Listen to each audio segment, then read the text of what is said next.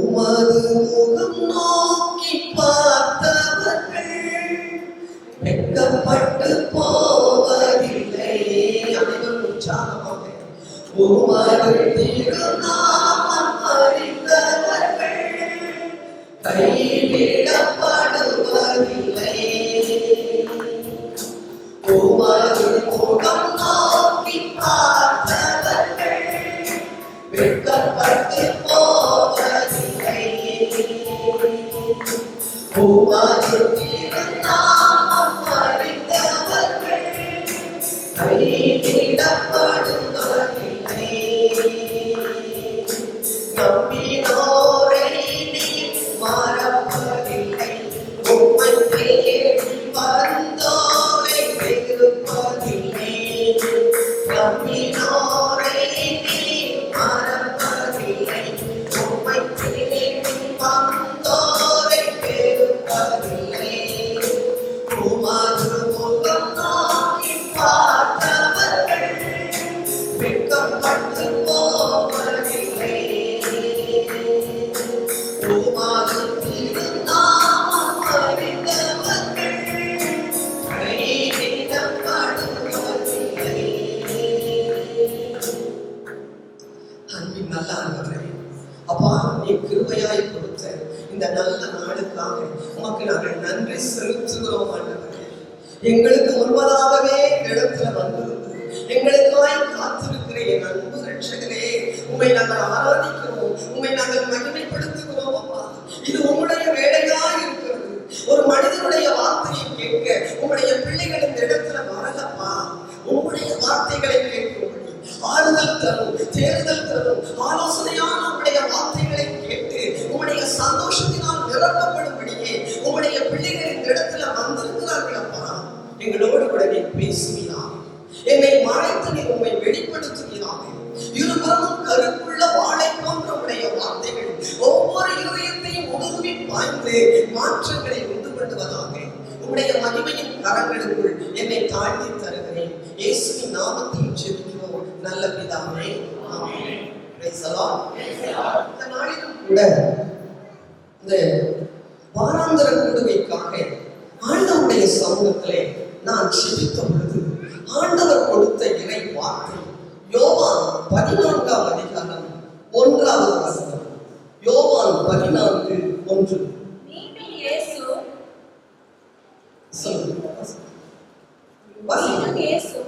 நீங்கள் உள்ளம் கலங்க வேண்டாம். நீங்கள் உள்ளம் கலங்க வேண்டாம்.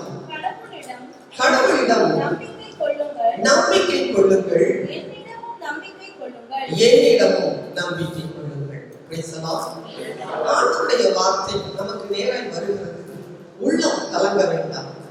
ஏதோ ஒரு காரியத்தை நிமித்தம் இந்த இடத்துல எனக்கு ஒரு நல்ல வேலை இல்லையே, திருமண வயது போய்கொண்டே இருக்கிறதே, திருமண காரியம் நடப்பதா இல்லையே, எத்தனையோ வருடங்கள் நான் காத்திருக்கிறேன், ஒரு குழந்தை செல்வம் எனக்கு இல்லையே, அல்லது என் வேலை ஸ்தலத்துல எனக்கு ஒரு சமாதானம் இல்லையே, என் குடும்பத்துல சந்தோஷம் இல்லாம நான் வாழ்ந்துட்டு இருக்கிறேன்னு சொல்லி இந்த இடத்துல வந்திருக்கிற எனக்கு அருமையான சகோதரனே, சகோதரியே, இயேசு உங்களை பார்த்து நான் சொல்லுகிறான், உங்கள் உள்ளம் கலங்க வேண்டாம். உங்கள் உள்ளம் கலங்க வேண்டாம். அடுத்தது ஆண்டவர் என்ன சொல்லுகிறார்? கடவுளிடம் நம்பிக்கை கொள்ளுங்கள், என்னிடத்தில் நம்பிக்கை கொள்ளுங்கள். உள்ளம் நம்ம கலங்காம இருக்கணும்னா நமக்கு என்ன இருக்கணும்? ஆண்டவர் மேல அசையாத நம்பிக்கை இருக்க வேண்டும். உள்ளம் கலங்க வேண்டாம் என்று சொல்லுகிறது ஒரு மனிதனுடைய வார்த்தை அல்ல. அண்ட சராசரங்களை உண்டாக்கினவர், உங்களையும் என்னையும் உண்டாக்கி இம்மட்டும் நடந்து வருகிற அன்பு ரட்சகர் சொல்லுகிறார், வாக்கு பண்ணின ஆண்டவர், வாக்கு மாறாதவர் சொல்லுகிறார், உள்ளம் கலங்க வேண்டாம். அல்லேலூயா. இந்த நாளிலும் கூட ஆண்டவர் நம்மோடு கூட இந்த காரியங்களை குறித்து தான் பேச போகிறார். சரி, ஆண்டவர் எந்த சூழ்நிலையில இந்த வார்த்தையை சொன்னார்? ஆண்டவர் சொன்னார், என்னை காட்டிக் கொடுக்கிற மனிதனை குறித்து அவர் வெளிப்படுத்தினார். யார் தன்னை காட்டிக் கொடுக்க போகிறார் என்பதை சீடர்களுக்கு வெளிப்படுத்தினார். அப்ப ஆண்டவர் சொல்றாரு, நான் இன்னும் சிறிது காலம் தான் உங்களோடு கூட இருப்பேன், நான் உங்களை விட்டு போகிற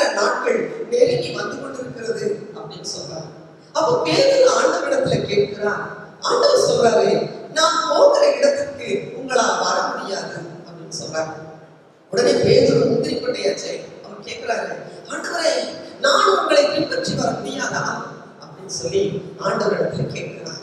அப்பதான் ஆண்டவர் சொல்லுகிறார், உங்கள் உள்ளம் கலங்க வேண்டாம், நான் உங்களை விட்டு பிரிந்து போகிறது நிமித்தம் உங்கள் இதயம் பாரப்பட வேண்டாம் என்று சொல்லி ஆண்டவர் சொல்லுகிறதை பார்க்கிறோம்.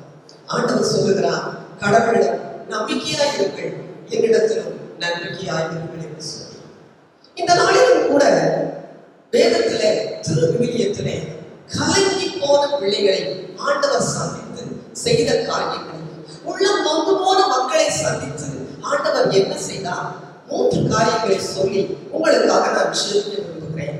முதலாவதாக, ஆண்டவர் பாவம் செய்த பிள்ளைகளின் உள்ளத்தின் நொந்து போன அந்த இதயத்தை ஆண்டவர் ஆறுதல் படுத்துகிறார். பாவத்தோடு வருகிற பிள்ளைகளை ஆண்டவர் வெறுத்து தள்ளாதபடி அவர்களை ஆறுதல் செய்கிறார். தன்னுடைய சமாதானத்தினால் அவர் நிரப்புகிறதை நாம் திருவிவிலியத்தில் வாசிக்கிறோம். மத்தேயு 9ஆம் அதிகாரம் 13வது வசனத்தின் கடைசி பகுதி என்ன சொல்லுகிறது? மத்தேயு 9:13. பலியை அல்ல இரக்கத்தையே விரும்புகிறேன், ஏனெனில் நேர்மையாளரை அல்ல பாவிகளையே அழைக்க வந்தேன். நேர்மையாளரை அல்ல பாவிகளை அழைக்கவே வந்தேன் என்று அருள்நாதர் இயேசு சொல்லுகிறதை பார்க்கிறோம். இந்த பூமிக்கு நான் வந்ததன் நோக்கம் நேர்மையாளர்களை அழைப்பதற்காக அல்ல. பாவத்தில் விழுந்திருக்கிறவன், பாவத்திற்கு அடிமைப்பட்டு போயிருக்கிறவன், அதிலிருந்து மீண்டு வர முடியாமல் தவிக்கிற மனிதனை தேடியே இந்த பூமிக்கு இயேசு வந்தேன் என்று சொல்லுகிறதை நாம் பார்க்கிறோம். இதற்கு ஆதாரமாக ஒரு வேத பகுதியை நான் உங்களுக்கு காண்பித்து கொடுக்க விரும்புகிறேன். நீங்கள் அறிந்த பகுதிதான் அது. லூக்கா 7ஆம் அதிகாரம் 36லிருந்து 50 வரை உள்ள பகுதி. அது யாரை குறித்தது? ஒரு பாவியான பெண்ணை குறித்த பகுதி. லூக்கா 7ஆம் அதிகாரம் 36வது வசனத்தை வாசிங்க. பரிசேயருள் ஒருவர் இயேசுவை தம்மோடு உண்பதற்கு அழைத்திருந்தார். பரிசேயருள் ஒருவர் இயேசுவை தன் வீட்டுக்கு விருந்துக்கு அழைத்திருக்கிறார். அந்த நகரிலே ஒரு பாவியான பெண் இருந்தார். அந்த பெண் என்ன செய்கிறார் பாருங்கள், 37வது வசனம். அந்நகரில் பாவியான பெண் ஒருவர் இருந்தார். இயேசு பரிசேயருடைய வீட்டில் உணவு அருந்த போகிறார் என்பது அவருக்கு தெரிய வந்தது. இயேசு பரிசேயருடைய வீட்டுக்கு உணவு சாப்பிட வந்திருக்கிறார் என்பது அந்த பெண்ணுக்கு தெரிய வந்தது. உடனே அவள் செய்தது என்ன? உடனே அவர் நறுமண தைலம் கொண்ட படிக சிமிழை கொண்டு வந்தார். உடனே அவள் என்ன செய்கிறாள்? ஒவ்வொரு நாளும் மற்றவர்களை கவர்வதற்காக அவள் பயன்படுத்திய நேர பெற்ற நறுமண தைலம், அந்த தைலத்தை எடுத்துட்டு இயேசுவை பார்க்க அவள் வந்தாள். எனக்கு அருமையானவர்களே, அவளே ஒரு பாவியான பெண். ஏன் விலையிருந்த அந்த செட்டை எடுத்துட்டு இயேசுவை பார்க்க அவள் வந்தாள். அடுத்த வசனம் சொல்லுகிறது, 38வது வசனம். இயேசுவுக்கு பின்னால் கால்மாட்டில் வந்து அவர் அழுது கொண்டே நின்றார். இயேசுவுக்கு பின்னால் கால்மாட்ல நின்று கொண்டு அழுது கொண்டே நின்றார். எனக்கு அருமையானவர்களே, இந்த உலகத்துல அவளுக்கு ஒரு குறைவும் இல்லை. அவளுக்கு செல்வம் இருந்தது. அநேகரை அவள் வசீகரம் பண்ணி வாழ்ந்த ஒரு பெண். மனிதர்கள் மத்தியில் அவருக்கு செல்வாக்கு இருந்தது. ஆனா ஏன் அவன் இயேசுவை தேடி வந்தான்? இந்த உலகம் தர முடியாத சமாதானம் அவளுக்கு இல்லை. எல்லாம் இருந்தது. ஆனா எது ஒரு மனுஷனுக்கு இந்த உலகத்துல தேவையோ அந்த நிம்மதியை தேடித்தான். அந்த நிம்மதி தருகிற இயேசுவை தேடி அவள் அந்த இடத்துக்கு வருகிறதை பார்க்கிறார். எனக்கு அருமையானவர்களே, அழையாத வீட்டுல நுழையாதே சொல்லுவாங்க. பரிசேயருடைய வீட்டுல அவளை அனுமதிக்கவும் இல்லை, அவங்க விரும்பவும் இல்லை. ஆனா அதையெல்லாம் அவள் சட்டம் பண்ணவும் இல்லை. அவ விரும்பினதை எல்லாம், அவள் நினைத்தது எல்லாம், இன்று இந்த இயேசுவை நான் சந்திக்காவிட்டால் இனி ஒரு வாய்ப்பு எனக்கு கிடைக்காமல் போகலாம் அல்லவா? இன்று இயேசுவை நான் சந்தித்து ஆக வேண்டும். அவர் கொடுக்கிற நிம்மதியை நான் பெற்று ஆக வேண்டும். அவர் கொடுக்கிற பாவ மன்னிப்பின் நிச்சயத்தை நான் பெற்றுக் கொள்ள வேண்டும் என்கிற உணர்வோடுதான் அந்த நாளில் அந்த மகள் அந்த இடத்துல கடந்து வந்தான். நடந்தது என்ன பாருங்கள். ஆண்டவருடைய காலடிகளை தன்னுடைய கண்ணீரால் நனைத்து, தன்னுடைய கூந்தலால் துடைத்து, தொடர்ந்து அவள் முத்தமிட்டாள். தான் கொண்டு வந்த இவ்வளவு நாளும் பத்திரமாய் பாதுகாத்து வந்த அந்த விலையுயர்ந்த நறுமண தைலத்தை ஆண்டவருடைய பாதங்களில் கொட்டினாள் என்று இறைவசனம் சொல்கிறது. அதனுடைய அர்த்தம் என்ன? அதனுடைய அர்த்தம் என்ன? இவ்வளவு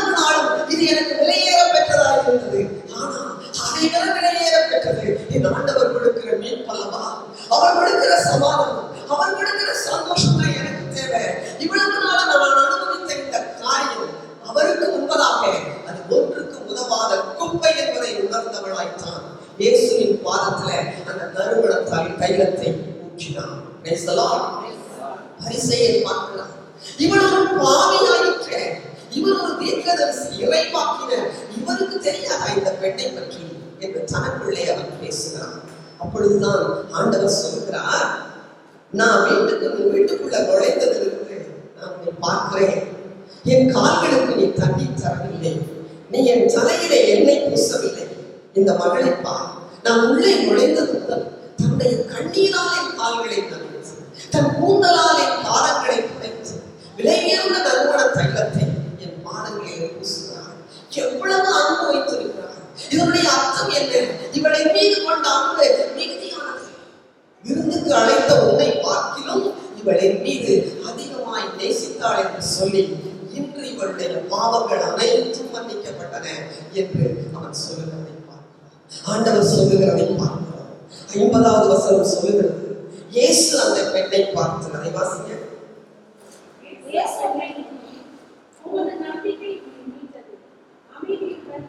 உமது நம்பிக்கை உம்மை மீட்டதம்மா, நீ அமைதியுடன் செல் என்று அனுப்புகிறதை பார்க்கிறோம்.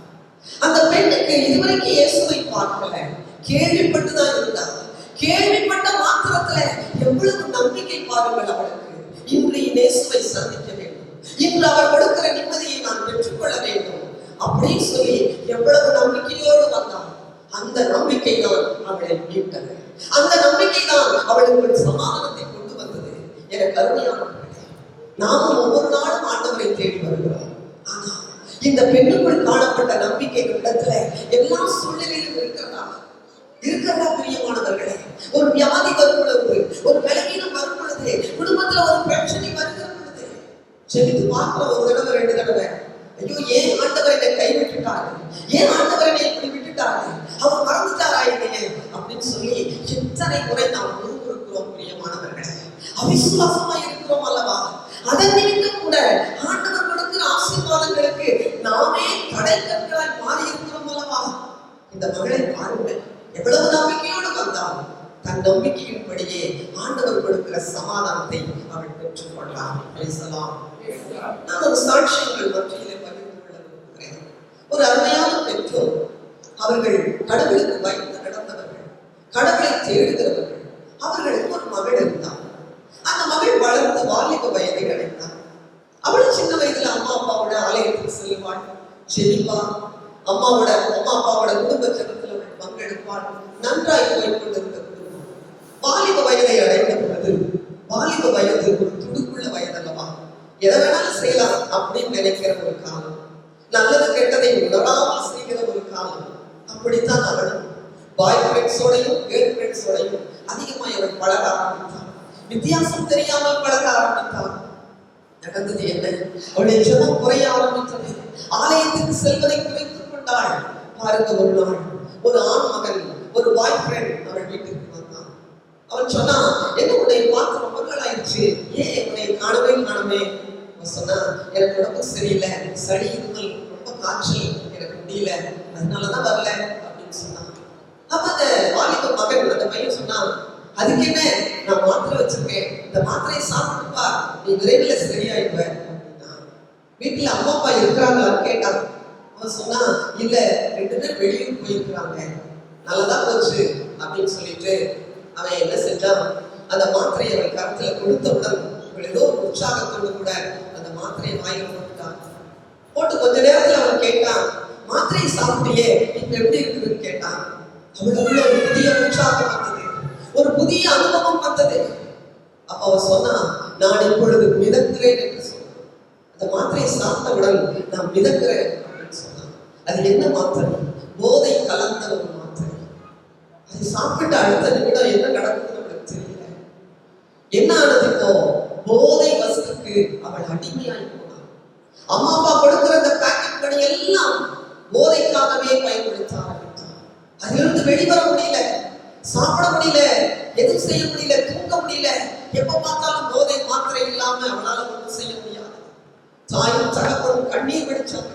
ஆண்டவரே, எங்க பிள்ளையை சின்ன வயதுல எவ்வளவு நாங்க பக்தியாய் நாங்க வளர்த்தோம், இப்ப இஷ்டம் போல கால் போன போக்கில போய் கண்ட நண்பர்களோடு சேர்ந்து இப்படி ஆயிட்டாலேன்னு சொல்லி வேதனையோடு அவர்கள் அழுது ஜெபிக்க ஆரம்பித்தார்கள். எவ்வளவோ சொல்லி பார்த்தாங்க, பிரயோஜனம் இல்லை. அவளை சுற்றி இருந்த நண்பர்கள் எல்லாம் அவளை விட்டு விலகி போயிட்டாங்க. கடைசியில பாத்தீங்கன்னா, எப்ப பார்த்தாலும் தனிமை, போதை, அதைத்தான் அவள் விரும்பினாள். அதைத்தான் அவள் விரும்பி வாழ்ந்து கொண்டிருந்தாள்.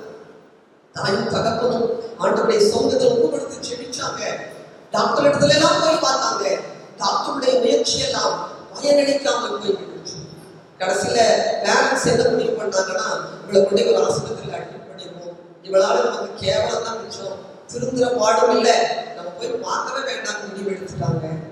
ஆஸ்பத்திரியில் அவள் அட்மிட் செய்யப்பட்டான். அந்த சூழ்நிலையில தான் அவள் சிந்திக்க ஆரம்பித்தாள். டாக்டராலையும் ஒன்றும் செய்ய முடியல, என்னாலே என்ன சரி செய்ய முடியல, நான் என்ன செய்ய போறேன் அப்படின்னு சொல்லி அவள் சிந்தித்த பொழுது சிறு வயதிலே அவளுடைய காரியங்கள், சிறு வயது காரியங்கள் அவள் நினைவுக்கு வந்துச்சு. என் பெற்றோரோடு நான் ஒவ்வொரு நாளும் ஆலயத்துக்கு செல்வேனே, ஆண்டவரை தேடுவேனே, என்னை சரி செய்ய இந்த உலகத்துல ஒரு மனிதனாக முடியாது, இயேசு மாத்திரம் எனக்கு விடுதலை கொடுக்கிறவர் என்பதை உணர்ந்தவனாய் ஆலயத்தை தேடி ஓடி வந்தாள். ஆலயத்துக்குள் நுழைந்தாள். அந்த நாளிலே ஒரு சகோதரி ஆண்டவருடைய வார்த்தையை பகிர்ந்து கொண்டிருந்தாங்க. கதறி அழுக ஆரம்பித்தாள்.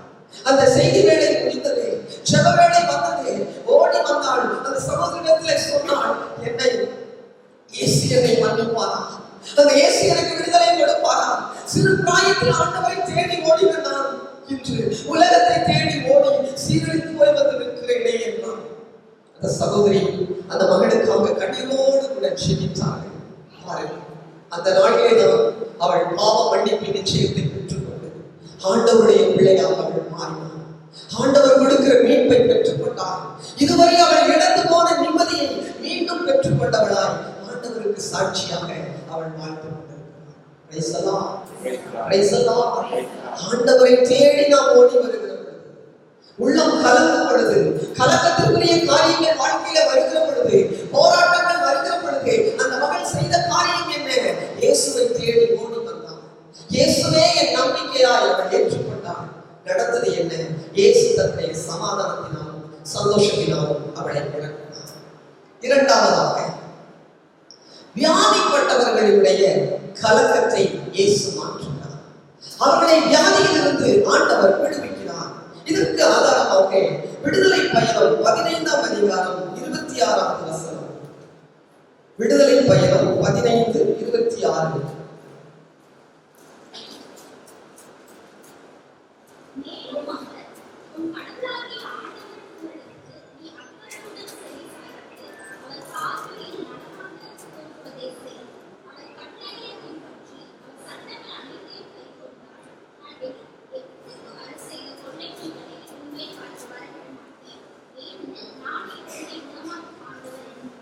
உன் கடவுளாகிய ஆண்டவரின் குரலுக்கு நீ செவி கொடுக்க வேண்டும்.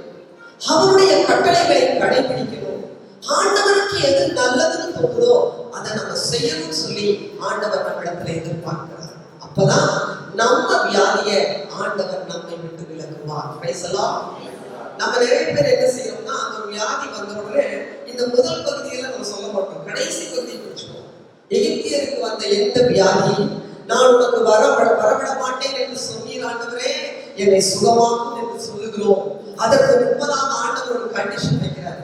ஆண்டவர் எந்த இடத்துல ஆசீர்வாதத்தை வச்சாலும் அதுக்கு முன்னாடி ஒரு கண்டிஷன் இருக்கும். மகளே, நீ இதை செய், நான் இதை செய்கிறேன். நீ இதை செய், நான் உன்னை ஆசீர்வதிக்கிறேன் என்பார். ஆனா நமக்கு பிடிச்சது என்னன்னா, அந்த பின்பகுதி தான். ஆண்டவரே, என்னை ஆசீர்வதியும் என்று சொல்லி. ஆனா ஆண்டவர் நம்ம இடத்துல எதிர்பார்க்கிறது என்ன? என்னுடைய கட்டளைகளை நீ கடைபிடிக்க, எனக்கு எது நல்லதுன்னு தோணுதோ அதை நீ செய்யணும்னு சொல்லி ஆண்டவர் நம்ம இடத்துல எதிர்பார்க்கிறார். அப்படி செய்யும் பொழுதுதான் நம்முடைய வியாதியை ஆண்டவர் நம்மை விட்டு விலக்குகிறார். சில சமயம் நம்ம வியாதியோட போராடி கொண்டே இருப்போம், காரணமே தெரியாது. இந்த வியாதியை விட்டு போகவே மாட்டேங்குதுன்னு நம்ம சலிச்சுப்போம்.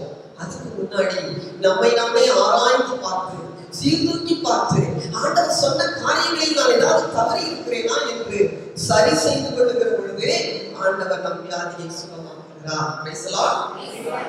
இதற்கு ஆதாரமாக ஒரு வேத பகுதியை நான் உங்களுக்கு காண்பித்துக் கொடுக்க விரும்புகிறேன். யோவான் 5ஆம் அதிகாரத்துல 1-14 வரைக்கும் இருக்கக்கூடிய சம்பவம் அது. அது என்னன்னா, யூதர்களின் திருவிழா ஒன்று வந்தது. இயேசு எருசலேமுக்கு சென்றார். அதை வாசிங்க. யோவான் 5:1. யூதர்களின் திருவிழா ஒன்று வந்தது. இயேசுவும் சென்றார். எருசலேமில் ஆட்டு வாயிலுக்கு அருகில் 5 மண்டபங்கள் கொண்ட குளம் ஒன்று உண்டு. எபிரேய மொழியில் பாருங்க, இயேசு எருசலேமுக்கு போறாரு. அங்க திருவிழா ஒன்று நடக்க இருந்தது.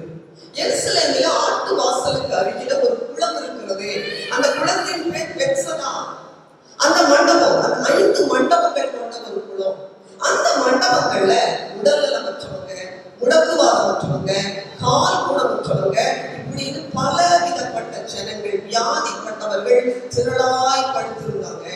அங்க என்ன நடக்குமா, அந்த குளத்து நீர் எப்ப கலங்குன்னு சொல்லி காத்திருப்பாங்களாம். ஏன், ஒரு தேவதூதன் வந்து என்ன செய்வாராம், சில சமயங்களில் அந்த குளத்து நீரை கலக்குவாராம். அது எப்ப நடக்கும்னு தெரியாது, திடீர்னு நடக்கும். அந்த நேரத்துல யார் அந்த குளத்துல முதல்ல இறங்குறாங்களோ அவங்க சுகமாகி வீட்டுக்கு செல்வார்களாம். இது வழக்கமாக இருந்தது. பாருங்க, அங்கே யோவான் 5:5 வாசிங்க. 38 ஆண்டுகளாய் உடல்நலமற்றிருந்த ஒருவரும் அங்கு இருந்தார். 38 வருஷமா உடல் சுகவீனமாகி ஒரு மனிதன் அங்க இருந்தான். நம்மளை யோசித்து பார்த்தா நம்ம செத்தே போயிருப்போம் இல்லைங்களா? ஒரு வியாதி கொஞ்ச நேரம் அதிகமாகிட்டே தான் போகும். நம்ம டாக்டர்லயே இந்த வியாதி ஜாஸ்தியாயிடும். சின்ன தலைவலி வந்தா கூட அது சரியாகலைன்னா என்னடான்னு புலம்பும். அந்த புலம்புலயே வியாதி அதிகம் தான். ஆனா இந்த மனிதனை யோசித்து பாருங்க, 38 ஆண்டுகள் அந்த மனிதன் படுத்த படுக்கையா இருந்திருக்கிறான். நினைச்சு பாருங்க, அது எவ்வளவு கொடூரமானது, எவ்வளவு பயங்கரமான ஒரு காரணம் பாருங்க. இப்போ அதுல 6வது வசனத்தை வாசிங்க.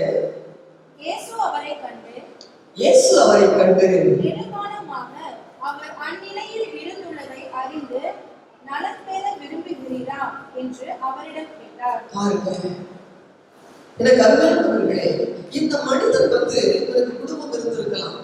எல்லாருமே பார்த்து சகிச்சு படுத்து படுக்கையா இருக்கிறவங்கள கொஞ்ச நாள் பார்க்கலாம், இன்னும் கொஞ்ச நாள் பார்க்கலாம். நாட்கள் அதிகமாக நம்மளும் மனுஷங்க தானே, நமக்கு ஒரு சகிப்பு உண்டாகும்.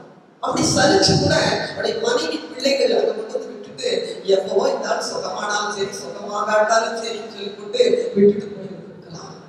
குடும்பத்தாரால் தனித்து விடப்பட்ட ஒரு மனிதனாக, உடம்புலையும் சுகம் இல்லை, மனசுலையும் சுகம் இல்லை, ஆறுதலை இழந்து தனிமை உணர்வோடு அந்த இடத்துல அங்கலாய்த்து கொண்டிருக்கிற ஒரு மனிதனை இயேசு கண்டார். Praise the Lord.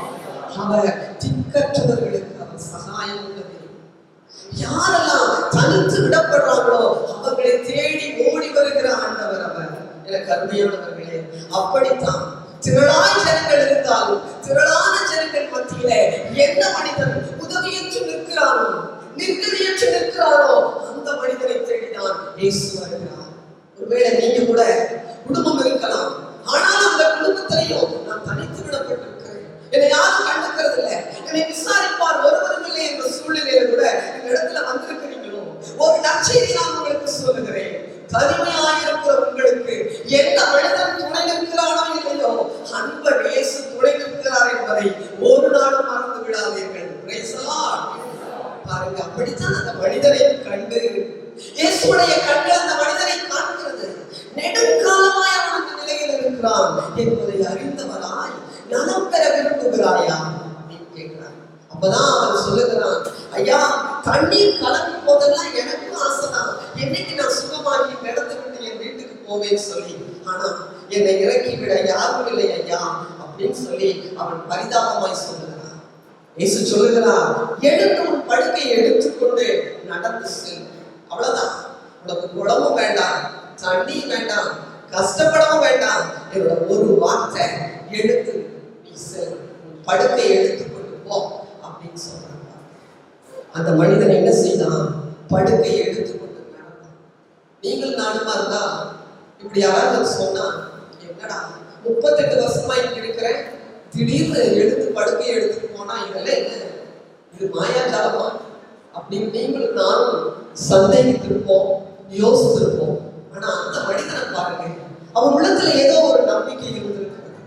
இத்தனை நாளும் இல்லாம இத்தனை ஆண்டுகளுக்கு பிறகு ஒருவர் வந்து என்னை எழுந்து படுக்கை எடுத்துட்டு போன்னு சொல்லும் போது நம்பிக்கையோடு கூட அவன் எழுப்புகிறான், சுகமடைகிறான், எழுகிறான், நடந்து செல்கிறான்.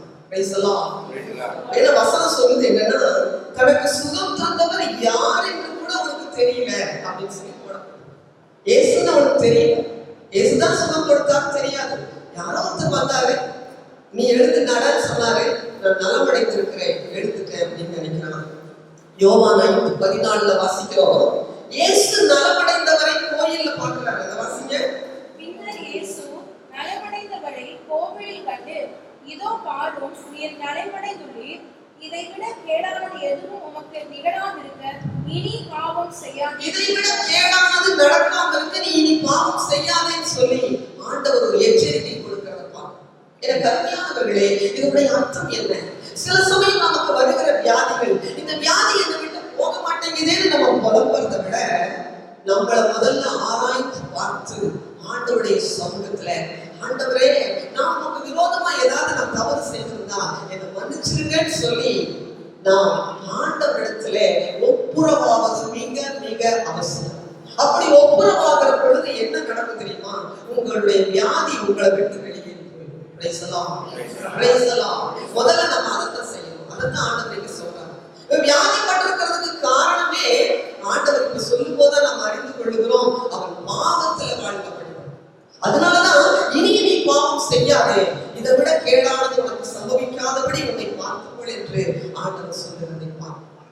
எனக்கு அருமையானவர்களே, இந்த நாளிலும் கூட ஆண்டவர் இந்த மனிதன் மூலமாய் நம்மோடு கூட பேசுகிறார். ஒருவேளை தனிமை என்கிற உணர்வோடு கூட இந்த இடத்துல வந்திருக்கிறோமா, அல்லது ஏதோ ஒரு பாவத்தின் நிமித்தம் ஒரு வியாதி நம்மை தொடர்ந்து பிடித்துக் கொண்டே இருக்கிறதா, நாம் கண்டுபிடிக்க வேண்டும்.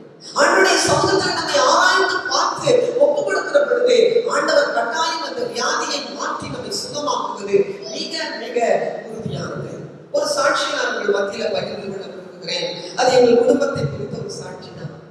நாங்கள் ஒரு ஆசி கிறிஸ்துவ குடும்பத்தில் பிறந்தவர்கள். சிறு வயதிலிருந்தே பக்தியாய் தாய் தகப்பனும் எங்களை வளர்த்தார்கள். கோயிலுக்கு தவறவே கூடாது. எப்போ அம்மா திட்டிலேயே கோயில் வாசல்ல நம்ம போய் நிற்கணும். அவ்வளவு ஸ்ட்ரிக்டா அம்மா இருப்பாங்க. அதே நேரத்தில் ஒவ்வொரு நாளும் குடும்ப ஜெபம்ங்கிறது மஸ்ட். அது எங்க தாத்தா காலத்துல இருந்து குடும்பமாய் வழியாய் அந்த பக்தி. எங்க தாத்தாலாம் நைட் 8 மணி ஆச்சுன்னா நாங்க போயிருக்கோம் தாத்தா வீட்டுக்கு. வாட்ச பாப்பா பிரேயருக்கு நேரம் ஆகலையா, ஜெபத்துக்கு நேரம் ஆகலையா, எல்லாம் நடங்க அப்படின்னு சொல்லுவாங்க. பெரிய குடும்பம் எங்க தாத்தா குடும்பம். அப்படி ஒரு பக்தியாய் நாங்கள் வளர்க்கப்பட்டோம். பாருங்க, என் அம்மா வந்து டீச்சரா இருக்காங்க, அப்பா ஒரு மில்லுல ஒர்க் பண்ணாங்க. இப்படி நாங்கள் வளர்த்து கொண்டு வருகிற சூழ்நிலையில 1986ஆம் ஆண்டு நான் கல்லூரியில் முதல் ஆண்டு காலம் இருக்கிறேன். உள்ள நுழைகிறேன். திடீரென்று எங்க அம்மாவுடைய சரீரத்துல ஒரு பிரச்சனை, பிரஸ்ட்ல ஒரு கட்டி. அதிர்ந்து போய் சரி என்னன்னு பார்க்கலாம்னு சொல்லிட்டு பயாப்சி டெஸ்ட் கொடுத்தாங்க. கொடுத்தா அது கேன்சர் என்று சொல்லி உறுதியாக இருக்குது. மேஜர் ஆபரேஷன் செய்தாங்க. அம்மாவை பார்க்க வரவங்க எல்லாம் சொன்ன வார்த்தை என்னன்னா, பொட்ட பிள்ளைங்க வச்சிருக்கீங்க, படிக்க வச்சு என்ன செய்ய போறீங்க? ஏன்னா அந்த நாட்கள்ல கேன்சர் பயங்கரமான வியாதியா கருதுனாங்க. இந்த காலத்துல அது சகஜமா இருக்குது. அது உயிர்கொல்லி வியாதி, அது பயங்கரமானதுன்னு சொல்லிட்டு பொண்ணை கல்யாணம் பண்ணி கொடுத்துருங்க அப்படின்னு சொன்னாங்க. ஆனா பாருங்க, எங்க வீட்டுல எங்க அப்பா எப்படின்னா, ஆண்டவர் அவர்களுள்ளாக ஒரு தைரியத்தை, ஒரு நம்பிக்கையை, ஒரு திட உள்ளத்தை வைத்திருந்தார். எவ்வளவு பெரிய மலைப்போ பிரச்சனை வந்தாலும் சரி, நாங்கெல்லாம் பயந்துப்போம். அப்பா சொல்லுவாரு, அதெல்லாம் ஒண்ணும் செய்யாது, அதையெல்லாம் பார்த்துட்டு இருந்தா முடியாது. இதுக்காக என் பிள்ளைகளுடைய படிப்பை நாங்க கெடுக்கிறதுக்காக இல்லை, அவளுடைய எதிர்காலத்தை கெடுப்பதா இல்லை, நீ படிமா எல்லாம் பார்த்துக்கலாம் அப்படின்னு சொன்னாங்க. அப்படியே அவருடைய நம்பிக்கை, அப்படி ஒரு நம்பிக்கை இருந்தது அப்பாவுக்கு. நானும் படித்தேன், படிப்பெல்லாம் முடிஞ்சது, பிஎட் படிச்சேன். எனக்கு திருமணம் ஆச்சு, 2 பிள்ளைகள் பிறந்தாங்க. அதுக்கப்புறம் என் தம்பிக்கு திருமணம் ஆச்சு, அவனுக்கும் குழந்தை பிறந்துச்சு. அம்மாவுக்கு கேன்சர் வந்து 25 ஆண்டுகள், நீங்க நம்ப மாட்டீங்க, அம்மாவை ஆண்டவர் உயிரோடு கூட வைத்தார். பிரைஸ் எல்லாம், பிரைஸ் எல்லாம். இதுக்கு இடைப்பட்ட காலத்துல என்ன நடந்துச்சுன்னா, அம்மாவுக்கு இந்த கேன்சர் பிரச்சனை வந்தோம்னா எங்களுக்குள்ள ஒரு பயம், அம்மா நம்மளை விட்டு சீக்கிரம் போயிருவாங்க அப்படின்னு ஒரு எண்ணம் எனக்கு என் தம்பிக்குள்ளே இருந்தது. அதிகமாக ஆண்டவரை நாங்கள் தேட ஆரம்பிச்சோம். எங்க அம்மா நான் என்ன செய்தாங்கன்னா, நான் ஆண்டவருடைய பாதையை விட்டு வழிகளில் போய்க்கணும்னு சொல்லி ஒவ்வொரு நாடுகளும் அதிகமாக செலுத்துவாங்க, அதிகமா ஆண்டவரை தேடுவாங்க, அதிகமாக ஆண்டவருக்கு நேரத்தை கொடுப்பாங்க. அப்படியெல்லாம் எங்க வாழ்க்கை ஓடிக்கொண்டிருந்ததை நான் இன்னும் நினைவு வைத்திருக்கிறேன். 25 ஆண்டுகள் நீங்க நம்ப மாட்டீங்க, அம்மா உயிரோடு இருக்கும்படி, எங்களுடைய காரியங்களை எல்லாம் செய்யும்படி, கடமைகளை எல்லாம் செய்யும்படி ஆண்டவர் கிருபையாய் நடத்தினார். அப்ப நம்முடைய வியாதிகளை ஆண்டவர் மாற்றுகிறவர், உள்ளத்தில் இருக்கிற கலக்கங்களை மாற்ற ஆண்டவரால் நம்ம நம்பிக்கை எல்லாம் ஆண்டவர் மேல மாத்திருந்தார். அந்த மனிதர்கள் சொன்னதை கேட்டு நாங்கள் எங்கள் காரியங்களை எல்லாம் செய்திருந்தால் ஆண்டவர் எங்க அந்த அளவுக்கு ஆசீர்வதிச்சு கொண்டு சென்றிருக்கவே முடியாது. இன்னைக்கு நான் திரும்பி பார்க்கிறேன், அத்தனை ஆண்டுகளை ஆண்டவர் எங்க அம்மாவுக்கு கொடுத்து எங்க காரியங்களை எல்லாம் செவனே செய்யும்படிக்கு கிருபையாய் நடத்தினாரே. இறுதி நாட்கள்ல பாத்தீங்கன்னா அப்ப எங்க அம்மா ஆண்டவருடைய மீட்பை பெற்றிருக்க கூட இல்லை. அதுக்கப்புறம் பாத்தீங்கன்னா அதிகமாய் ஆண்டவரை தேடுனாங்க, அதிகமாய் ஆண்டவருடைய ஜெப கூடுகைகள் எல்லாம் கலந்து கொண்டாங்க, ஆத்துமாக்களை ஆதாயம் செய்தாங்க. அப்படியெல்லாம் இருந்து ஆண்டவருடைய சமூகத்திற்கு செல்லுபடிக்கான பெரிய பாக்கியங்களை பின் நாட்களிலே ஆண்டவர் வைத்தார். மனிதனை நம்புகிறது அல்ல, ஆண்டவனை நம்பி நாம் வாழ்கிற பொழுது ஒரு நாளும் நம்முடைய முகம் வெட்கப்படுவதில்லை, ஒரு நாளும் நாம் கைவிடப்பட்டு போவதில்லை. Praise the Lord. இந்த நாளிலும் கூட ஆண்டவர் 2 காரியங்களை நம்மோடு கூட பேசியிருக்கிறார். அதுபோலதான் பிசாசின் பிடியிலே சிக்கி இருக்கிற ஜனங்களுடைய கலக்கங்களை கூட ஆண்டவர் மாற்ற வல்லமை உள்ளவராய் இருக்கிறார். பிரியமானவர்களே, எங்க வீட்டுல ஒரு அம்மா குடி இருந்தாங்க. எங்க வீட்டுல ஒரு அம்மா வேலை செஞ்சாங்க, வீட்டு வேலை செய்ய வருவாங்க. அவங்க ஜெபத்துல இருக்கிறவங்க. அவங்க வீட்டுல என்ன பிரச்சனைனா பக்கத்து வீடு அவங்க தம்பி வீடு. முடிச்சுட்டு பயங்கரமா சத்தம் போடுவான், சண்டை போடுவான், இரவெல்லாம் தூங்க முடியாது, நிம்மதி இருக்காது. அவங்க கூட சேர்த்து நானும் அவங்களுக்கு ஜெபம் பண்ணுவோம். சொன்னாங்க, ஒரே பிரச்சனையா இருக்கு, பல மாதங்கள் இந்த பிரச்சனையில நான் இருக்கிறேன் அப்படின்னு சொல்லி, சரி நம்ம 2 பேரும் ஜெபிப்போம்னு சொல்லி நாங்க அந்த தம்பிக்காக அதிகமா நாங்க ஜெபிச்சோம். ஒரு நாள் உபவாசம் போட்டு கூட நாங்க 2 பேரும் போராடி ஜெபித்தோம். நடந்தது என்னன்னா, மாதங்கள் கடந்தன. அந்த அம்மா வந்து சொன்னாங்க, இப்ப என் தம்பி எங்க இருக்கிறானே தெரியல, என் வீட்டு வாசலுக்கே அவன் வருவதில்லை. அவனுக்குள்ள இருக்கிற அசுத்தத்தின் கிரியைகளை ஆண்டவர் அதமாக்கி போட்டார். நம் நம்பிக்கையோடு ஆண்டவருடைய சமூகத்திலே ஜெபிக்கிற பொழுது ஆண்டவர் எல்லா அசுத்த ஆவிகளின் வல்லமைகளையும் நம்முடைய குடும்பங்களில் உண்டாகிற எல்லா போராட்டங்களையும் அதட்டி போட்டு நம்முடைய தெய்வீக சமாதானத்தை நமக்குள் வைக்கிறார். இப்பொழுது கூட எழுந்து நின்று இதே நினைவுகளோடு கூட ஆண்டவருடைய முகத்தை நோக்கி நாம் பார்க்கிறோம். இந்த நாளில் ஆண்டவர் நம்மோடு கூட பேசி இருக்கிறார். உங்கள் உள்ளம் கலங்காதிருப்பதாக என்று சொல்லி இருக்கிறார். உள்ளம் கலங்க வேண்டாம், கடவுளிடம் நம்பிக்கை வையுங்கள், என்னிடத்திலும் நம்பிக்கை வையுங்கள் என்று ஆண்டவர் சொல்லுகிறார். அப்ப எதை நினைத்தும் உலக மனிதர்களைப் போல நீங்களும் நானும் கலங்காதிருக்க வேண்டும் என்று ஆண்டவர் இந்த நாளில் நம்மோடு கூட பேசி இருக்கிறார். ஒருவேளை ஏதோ ஒரு பாவம் உங்களுக்குள் மண்டி கிடக்கிறதோ, இந்த நாளிலே அறிக்கையிட்டு இயேசுவே என்னை மன்னியும், நான் ஆண்டவரே உம்முடைய மீட்பை பெற்றிருக்கிறேன், ஆனாலும் இந்த பாவத்திற்கு நான் அடிமையா இருக்கிறேன் என்று சொல்லுகிறீர்களோ, அது ஒருவேளை சினிமாவாக இருக்கலாம், சீரியலாக இருக்கலாம், அல்லது நீங்க நண்பர்களோடு கூட கொண்டிருக்கிற தொடர்பாக இருக்கலாம். எதுவா இருந்தாலும் ஆண்டவரே இந்த பலவீனத்தை மாற்ற உங்களால தான் முடியும்னு சொல்லி பாருங்க. இன்று அந்த காரியத்தில் ஒரு விடுதலையை இயேசு தருவார். ஏதோ ஒரு காரியத்தின் நிமித்தம் நீங்க வியாதிப்பட்டு இருக்கிறீங்களோ, அந்த வியாதி என்னை விட்டு போகவே இல்லை, தீராத வியாதியா என்னை வேதனைப்படுத்துகிறதுன்னு சொல்றீங்களா, இன்னைக்கு உங்களை ஆராய்ந்து ஆண்டவருடைய சமூகத்துல ஒப்பு கொடுங்க. ஏதோ பிசாசின் போராட்டம் என் குடும்பத்திற்கு விரோதமாய் இருக்கிறது என்று சொல்லுகிறீர்களா, அதையும் மாற்ற விடுவிக்க ஆண்டவரால தான் முடியும். ஆண்டவரை நோக்கி பார்க்கலாம். அன்பு தகப்பனே, அப்பாவை துதிக்கிறோம், ஸ்தோத்திரிக்கிறோம். ஆண்டவரே, இந்த நாளில் உடைய பிள்ளைகளோடு கூட நீ பேசி இருக்கிறீர், மக்கள் நன்றி ஆண்டவரே. யாரெல்லாம் பற்பல காரியங்களை நிமித்தம் இருதயத்தில் வேதனையோடு கலக்கத்தோடு இடத்துல வந்திருக்கிறார்களோ, அவர்களை கண்ணோக்கி பார்ப்பீராக. உடைய திருக்கரம் அவர்களை தொடுவதாக. ஒருவேளை பாவத்தின் நிமித்தம் வியாதிப்பட்டிருந்தால் அந்த பாவத்தை தயவாய் மன்னித்து அவர்கள் இருக்கக்கூடிய அந்த வியாதியிலிருந்து அவர்களை விடுவிப்பீராக. மகன் உங்களை விடுதலை ஆக்கினால் நீங்க மெய்யாகவே விடுதலை ஆவீர்கள் என்று சொன்னீரே, அந்த மெய்யான விடுதலையை உங்க பிள்ளைகளுக்குள் அனுப்புவீராக. குடும்பங்களுக்குள் உண்டாயிருக்கிற எல்லா பிசாசின் கிரிகளிலிருந்து ஒரு விடுதலை இயேசுவின் நாமத்தில் இறங்கி வருவதாக. ஆண்டவர் வைக்கிற தெய்வீக சமாதானத்தையும் சந்தோஷத்தையும் ஒவ்வொரு குடும்பங்களுக்குள்ளும் நாங்கள் வைத்து அனுப்புகிறோம். லார்ட், இயேசுவின் நாமத்தில் ஜெபிக்கிறோம் நல்ல பிதாவே.